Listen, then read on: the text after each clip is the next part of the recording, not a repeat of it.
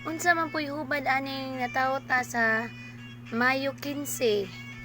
Kung ikaw nataw sa Mayo 15, hilig kag mga barkada, ug daghan sad masuko diha kanimo sa imong mga sinultihan, ug pinili nimo ang tawo nga imuhang tagaan,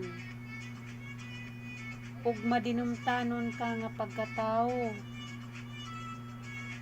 ug emosyonal sad ka, ug kinsa tong tawo nga makatabang nimo, mubalo sad ka, ug daghan sad plano nimo nga makapalit ka og mga butang sama sa balay, yuta.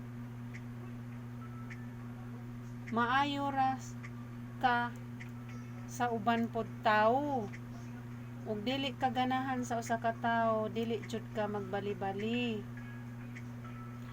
Ug bahin sa negosyo, dili ka makalahutay. Maayo ra jud ka sa trabaho. Ug sa puton ka, dili jud ka magtingog-tingog. Ug taas sad ka garbo.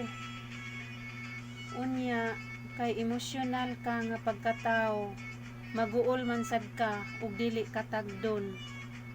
Maunay hubad sa imuhang natawhan, Mayo 15.